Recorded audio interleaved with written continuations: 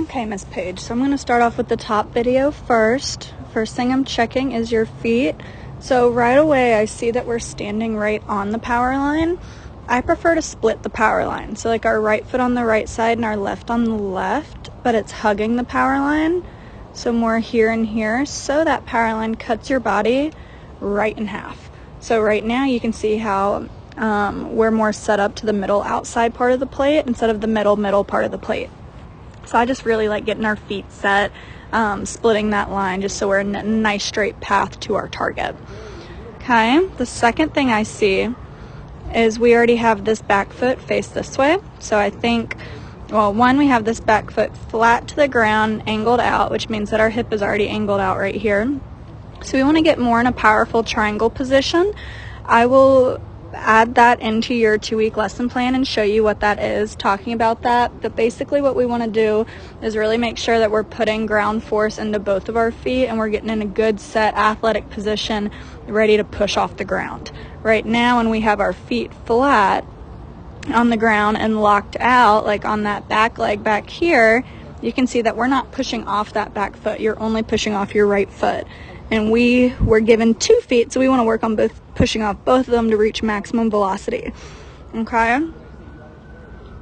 Another thing, I'm not a big fan of a swing back for people your age, simply because we don't have much body control due to our muscles not developing quite yet with puberty. You can see with your intense arm swing of when you came back right here, we're already turning that foot out.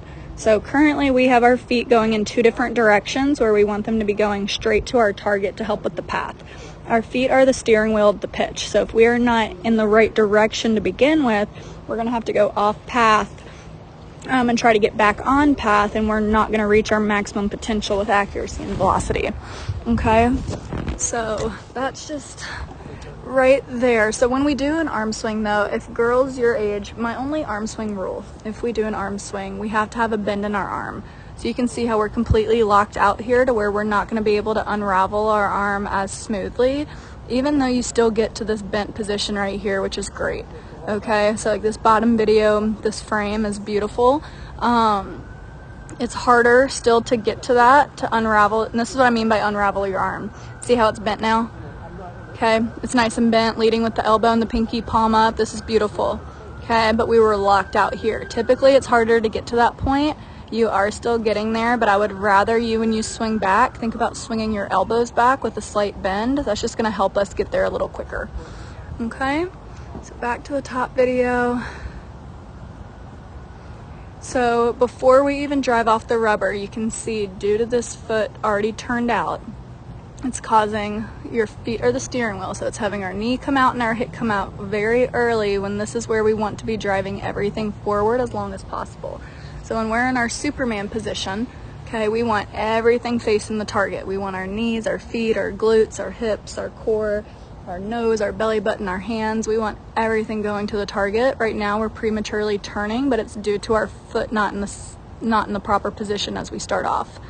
Okay, so now I'm going to get to the bottom video right in this frame. This is better as far as your angle, so you're still out, but for your age, I mean, this is a great frame right here.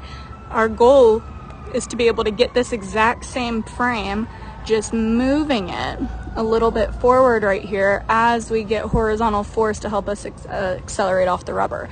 So right now we're just prematurely opening up, getting into external and external very early, as we are still not fully driving off the rubber. Okay, so great positioning. These are great angles. We just want to be able to move our center of gravity forward a little bit longer before we get to that point. That's the goal, and that's something I'd love to work on with. So when we get to here, we do have a little bit more of a bend in the elbow at release right here, so we want to keep that shoulder a little bit more relaxed, something to help with that. Keep our arm, so when you swing back, breathe in. When you come forward, let your breath out. That can really help my girls kind of loosen up their arm at the release point, just so it's not super bent like right here. This is a little forceful. And if we focus more from the ground up, because that's where our power is created, okay? Our power is generated from the ground up, starting with your feet, Then it goes up to our ankles and our shins and our knees and our quads and our hamstrings and our hips and our glutes and our core. If that's what we focus on first, then your arm will automatically start naturally loosening up. A lot of the times my younger girls really try to arm it because that's the main muscle group that they can feel at their age without puberty hitting. But if we really if we really put our focus from the ground up, my girls start naturally really loosening a little bit more. Okay, so right here you can see how we're kind of dragging on our big toe coming through and our foot is going behind our body right here. So when we get to this position, what I want you to think about is pulling your knee, going knee to knee and pulling that pinky toe through. Okay, so rotate around that pinky toe and pull it through. That's going to help this hip get to external rotation quicker, which is going to automatically relax your arm and really just help the natural whip happen a little bit more. Okay, so I'm excited for your lesson plan. Please contact me if you have any questions over any of the drills that I put in there. You have great tools in your toolkit. I'd love to help you get stronger on those tools, and through either online lessons or through my online portal that I'm about to launch in October. So I'm not going to be taking new clients until my website launch, which is going to be my goal is 10/10, October 10th. It might be pushed back a little bit just because I want everything perfect before the big launch.